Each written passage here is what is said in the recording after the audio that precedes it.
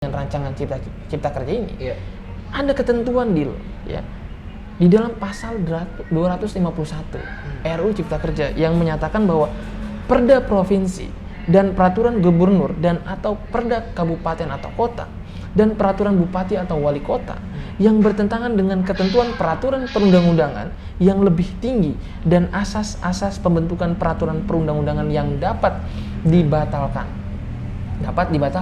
Ayat 2-nya nih lebih jelas. Ya, siapa yang bisa membatalkan? Nah, dijelaskan perda provinsi dan lain sebagainya itu dapat dicabut dan dinyatakan tidak berlaku dengan peraturan presiden atau perpres. Bayangkan, pemerintah pusat dengan peraturan presiden dapat membatalkan perda. Mantap sekali kan? Iya. Ya. Padahal kita tahu, ya kan, itu kan merupakan eksistensi daripada otonomi daerah. Iya. Bahwa pemerintah, ya, gubernur, ya, wali kota itu dapat memperlakukan suatu peraturan, ya kan? Dia melihat, ya kan, daerahnya masing-masing. Ya. Ini kan menghilangkan eksistensi daripada otonomi daerah. Ketika pemerintah pusat menyatakan bahwa ini perda, ya, bertentangan nih menurut subjektifnya pemerintah pusat, ya kan, dan dikeluarkan perpres, drafting 1 jam keluar batal perda, ya kan, pergub juga batal, kan begitu. Ini sangat, menurut saya, berpotensi otoriter juga. Iya. Nah, kemudian juga di samping itu, ini juga menghilangkan prosedur hukum di Mahkamah Agung, yaitu uji material. Iya. Karena kan kita tahu, untuk membatalkan aturan hukum di bawah level undang-undang, itu dengan menggunakan uji material di Mahkamah Agung atau judicial review deal. Ini hilang karena ada perpres loh, bisa batalkan itu semua. Nah, itu luar biasa menurut saya dan berpotensi otoriter. Nah, kemudian yang ketiga, menghilangkan upah minimum kota atau kabupaten dengan menjadi upah minimum provinsi seluruhnya, ya kan? Gini, di dalam enak dong. Di dalam Undang-Undang Ketenagakerjaan itu terbagi dua jenis upah minimum. Upah minimum kabupaten atau kota dan upah minimum provinsi. Namun di dalam rancangan Undang-Undang Cipta Kerja ini dijadikan satu rancangan undang-undang, maksud saya upah minimum provinsi aja. Ini ada di dalam pasal 88C, biar nggak dikatakan hoax, ya kan? Bahwa di dalam ayat 2, upah minimum sebagaimana dimaksud pada ayat 1 merupakan upah minimum provinsi, ya. Jadi dihilangkan upah minimum, ya, kota atau kabupaten. Nah, di bawahnya lagi di bawah pasal 88C itu dijelaskan berdasarkan rancangan Undang-Undang Cipta Kerja menghapuskan ketentuan pasal 89. Ketentuan 89 ini adalah ketentuan pasal 89 di dalam Undang-Undang Ketenagakerjaan. Nah, yang menjelaskan bahwa upah minimum itu terbagi dua, ada provinsi dan adanya kabupaten di dalam Undang-Undang Ketenagakerjaan, tapi dihapuskan oleh Cipta Kerja, rancangan Undang-Undang Cipta Kerja. Padahal anggota dewan ini harus mengerti kenapa dibagi seperti ini, ya. Kenapa dibagi? Karena memang ada perbedaan pendapatan, ya. Para pengusaha, para perusahaan per kabupaten beda dong. Ya. Walaupun dia di dalam satu provinsi. Provinsi terlalu besar, Jawa Barat nih. Karawang tuh gede sendiri. Maksudnya dibandingin sama yang kecil-kecil, Cianjur, Cimahi, gitu-gitu kan. Jombang sangat tidak adil loh. Berarti itu membatalkan prinsip keadilan dalam memberikan upah minimum. Iya dong. Bertentangan Pancasila dong. Iya dong. Ayat kelima, keadilan sosial bagi seluruh rakyat Indonesia. Prinsip keadilan itu bukan mensamaratakan hak, bukan. Dia membagi, ya kan, hak ya sesuai dengan jeripayahnya, ya kan. Contoh misalkan di wilayah Kabupaten A, memang perusahaannya ini produktif, keaktifan tenaga kerjanya itu tinggi, keaktifan tenaga kerjanya tinggi, dibandingkan Kabupaten A, B itu rendah, pendapatannya pun rendah. Ya ini kan berbeda. Artinya upah minimumnya tidak bisa disamaratakan. Dia diberikan besar karena memang keaktifannya besar di wilayah A, Kabupaten A. Di Kabupaten B, kenapa diberikan upah minimum sekian? Ya, rendah dibandingkan yang A.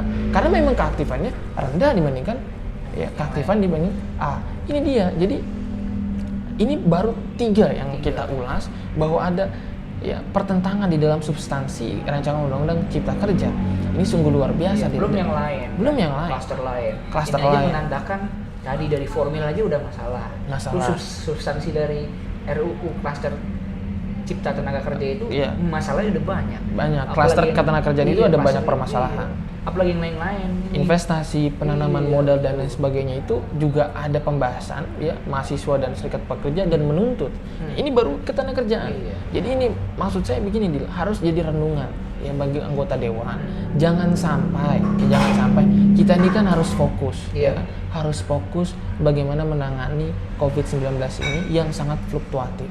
Kadang tinggi, ya kan, kadang nurun, ya kan. Sekarang lagi naik kan begitu. Jangan bikin satu permasalahan yang sudah jelas permasalahannya gitu. Ubah. Kalau memang mau goals rancangan undang-undang Cipta Kerja ini, dengarkan mahasiswa dan dengarkan serikat pekerja gitu. Biar jelas, ya kan. Undang-undangnya itu partisipatif, ya kan, persuasif, bukan yang otoriter, ya kan. Apalagi tadi Perda bisa dihajar dengan Perpres. Itu berbentrokan hukum tata negara juga lah. Bayangkan saja, ya kan? Itu istilahnya kayak apa? Air dibantai dengan minyak. Neo totaliter. Wah, totaliternya baru, model baru. Iya kan ada sekarang slogan Orba, ya kan? Orba. Orde baru. Iya. Orde baru jilid 2. Iya. Orba jilid 2. Kalau menurut saya ada potensi juga. Ini Orba paling baru. Orba paling baru ya. Itu dia. Jadi banyak lah.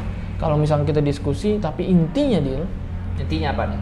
Kesimpulannya, menurut saya secara formil jelas, ya kan, karena memang penggunaan metode Omnibus Law ini, ya penggunaannya tidak ada dasar hukumnya di dalam Undang-Undang nomor 12 tahun 2011 tentang bentukan peraturan perundangan, tidak ada. Dan yang kedua, tidak ada dasar hukum di mana letak undang-undang hasil metode Omnibus Law ini, tidak ada. Apakah dia di atas undang-undang atau dia selevel? Nah, ini harus ditentukan. Kalau dia selevel, pasti timbul ketidakpastian hukum. Karena nanti saya maunya pakai undang-undang ketenagakerjaan. Jangan dong. Harusnya rancangan undang-undang Cipta Kerja. Nah itu, jadi pasti ini substansi jelas. Tenaga kerja asing sangat dipermudah dengan adanya delegasi keputusan menteri itu. Ya, play of rule to game of rule itu pasti ada, permainan hukum itu pasti ada. Kedua, menghilangkan eksistensi otonomi daerah. Tadi Perda dibantai oleh Perpres, Pergub dibantai bisa Perpres, dan menghilangkan prosedur hukum di Mahkamah Agung, uji material, judicial review. Kemudian yang ketiga adalah terkait dengan upah minimum. Upah minimum itu harus adanya prinsip keadilan. Kabupaten yang mempunyai pendapatan per kapita tinggi, kasihlah upah minimum dengan standarisasi sesuai dengan pendapatannya. Jangan disamaratakan karena berbeda di Indonesia ini sangat kadang jomplang juga. Kabupaten Karawang ya kan? Dengan kabupaten lain di Jawa Barat. Karawang pabrik internasional semua, pabrik mobil, Honda segala macam. Itu kan. Bandingin sama kabupaten kota yang pabrik yang kelas menengah, jauh lah. Dan juga secara keringat. Ya pasti Karawang lebih berkeringat dong tenaga kerja asing, tenaga kerjanya ya kan? Lebih panas. Jadi biasa aja dikasih upah minimum. Adil bukan sama rata. Ini harus kita jelaskan. DPR ini bukannya nggak tahu, ada yang bisikin. Ada yang bisikin, ya kan? Ini makanya saya bingung ya begini, Dil ya. Bingungnya itu oleh pejabat-pejabat publik. Dia bukannya tidak tahu, tapi pura-pura tidak tahu dan pura-pura amnesia. Itu dia yang kalau saya rasa mereka bukan bodoh, bukan apa ya? Bukan. Mereka pintar. Sangat pintar untuk menutupi macam seperti itu. Iya dong. Saking pintarnya. Betul, saking pintarnya ya kan. Dia dengerin pemodal. Ya kan? Dia dengerin para investor yang menginginkan RU ini bisa sencatan. Kan? Mau apa? Upah sedikit, terus kerja, kan begitu kan? Mantap. Investasi jor-joran, hilangkan AMDAL dan lain sebagainya. Oke. Tunggu kehancuran kalau kayak gitu. Aduh, jangan sampai sih. Jangan sampai, makanya anggota dewan tuh harus merenung lah. Apalagi COVID kayak gini, jangan-jangan nanti Anda jangan sampai lah sumpah rakyat serapah banyak ini. Wah, banyak iya kan. Kalau berdoa satu banyak. Itu kalau berdoa semua, waduh bahaya. Aneh aja. Jangan sampai lah ya. Jangan sampai. Intinya kita baik lah.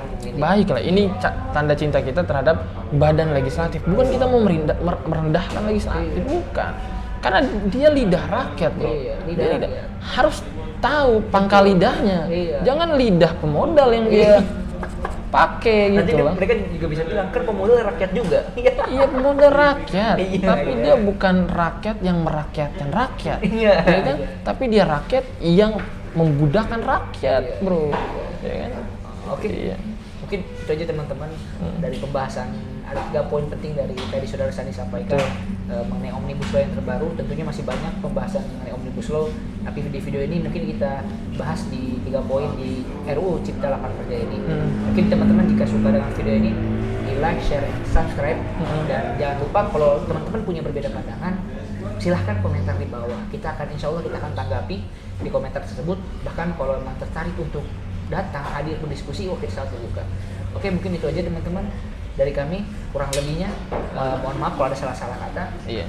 Didebatin juga nggak apa-apa, Iya. dihina juga nggak apa-apa. Iya, Tapi substansi. Iya, substansi. Anggota dewan juga boleh hina saya. Boleh gitu. Oke.